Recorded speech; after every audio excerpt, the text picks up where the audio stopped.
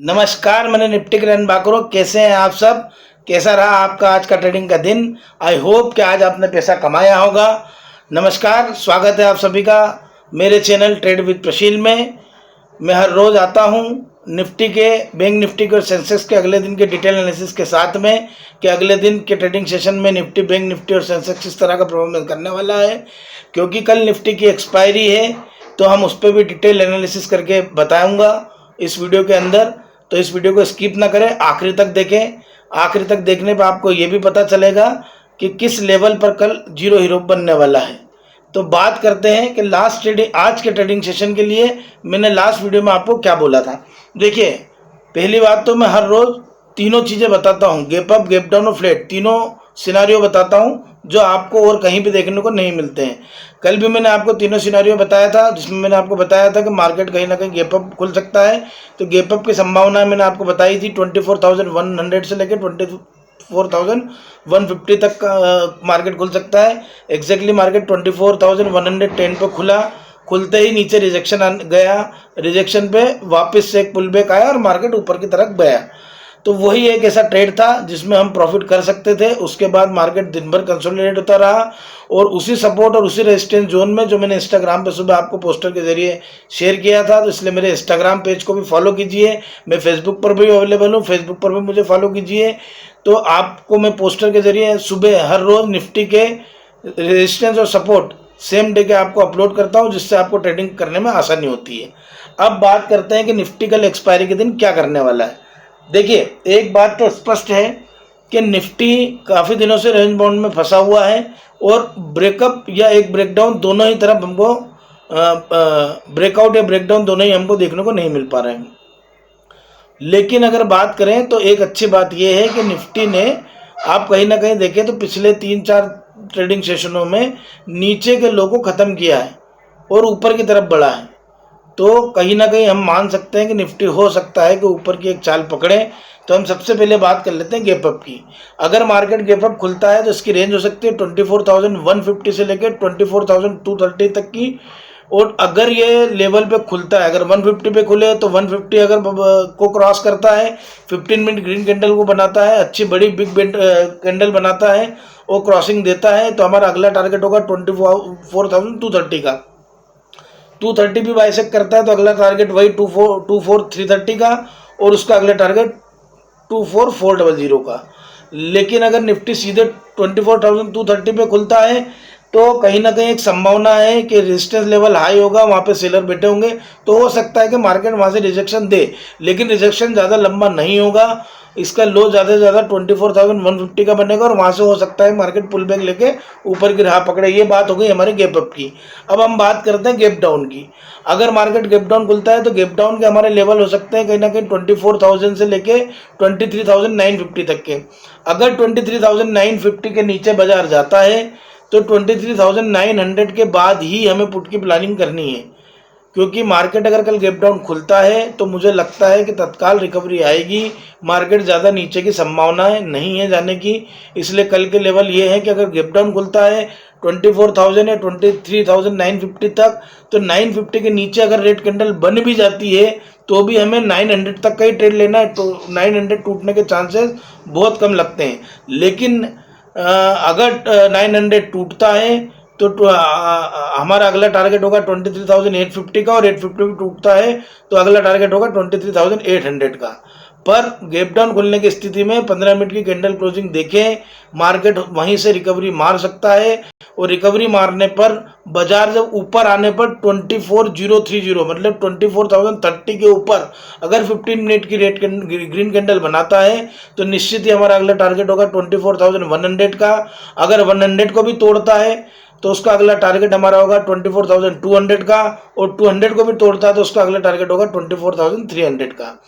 तो ये बात हो गई गैप डाउन की। अब बात करते हैं मार्केट फ्लैट खुलता है तो क्या होता है। देखिए, अगर मार्केट फ्लैट खुलेगा तो भी मार्केट कहीं ना कहीं मुझे लगता है कि 24,000 तक नीचे जाएगा और वहां से रिकवरी आने की संभावना है। तो सेम वही चीज जो गैप डाउन के समय हो रही है वही हमको करना है। 24,030 के ऊपर अगर 15 मिनट ग्रीन कैंडल बनती है तो हमारा अगला टारगेट 100, उसका अगला टारगेट 200 और उसका अगला टारगेट 300 होगा। अलग अलग टारगेट जो हैं ये रेजिस्टेंस के हिसाब से मैं देता हूँ, इसीलिए मेरा इंस्टाग्राम भी फॉलो करें ताकि आपको रोज़ सुबह सपोर्ट और रेजिस्टेंस के बारे में पता रहे। तो जो भी मैं टारगेट दे रहा हूँ, जैसे मैंने 24,100 दिया तो 100 के बाद 120 पे एक रेजिस्टेंस है, तो आप जो नॉन रिस्की ट्रेडर्स हैं वो हमेशा पहले ट्रेड में बाहर हो जाएं, जो रिस्की ट्रेडर हैं वो आगे जा सकते हैं।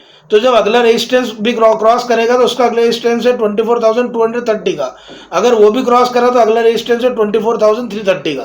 तो ये फ्लैट खुलने की कंडीशन में जो मैंने गैप अप और गैप डाउन के सिनारियो बताए हैं वो उसके रेजिस्टेंस और उसके सपोर्ट भी सेम वैसे ही काम करेंगे।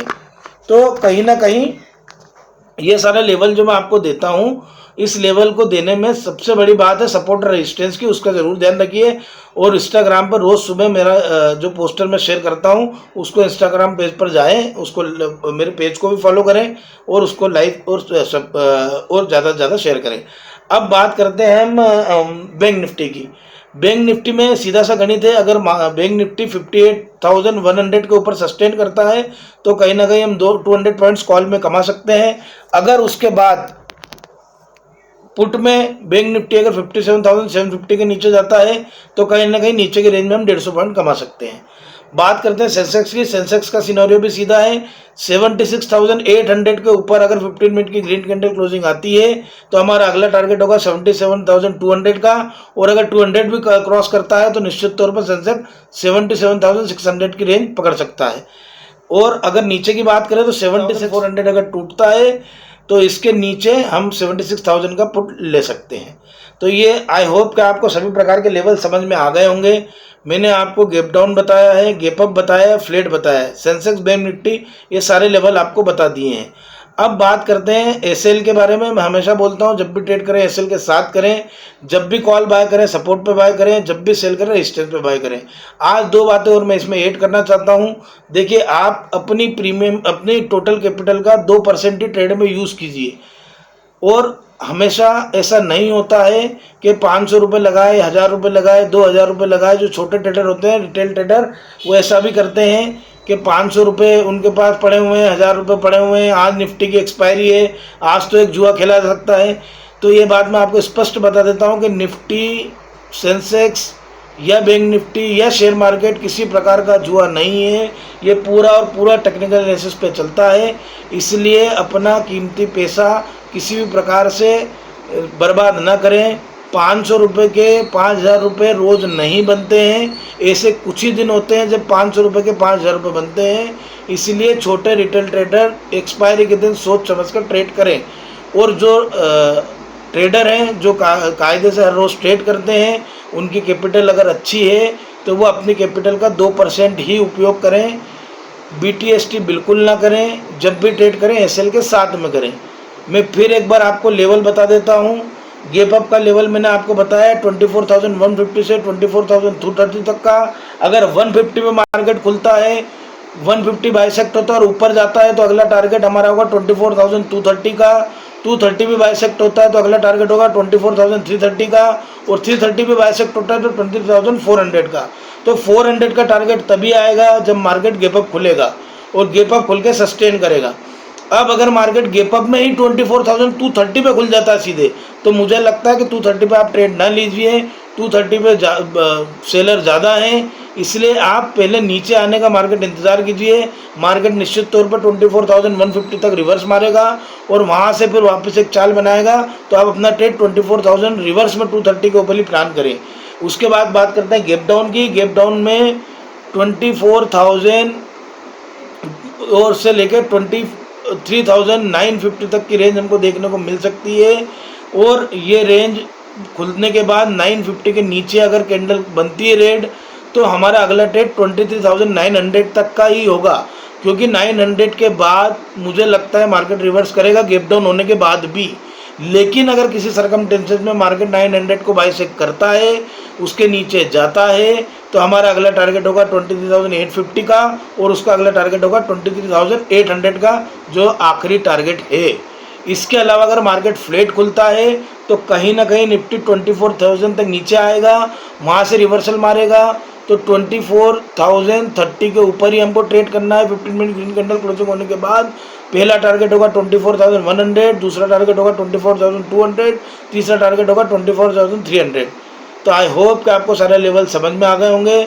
अगर मेरे द्वारा दिए गए लेवल से आप पैसे कमा रहे हैं तो मेरे यूट्यूब चैनल को सब्सक्राइब करें, बेल आइकन को हिट करें और अधिक से अधिक अपने ट्रेडिंग मित्रों को मेरे इस यूट्यूब चैनल, मेरे फेसबुक पेज और इंस्टाग्राम पेज के बारे में जानकारी दें। धन्यवाद। मिलते हैं कल फिर निफ्टी के नए लेवल के साथ में।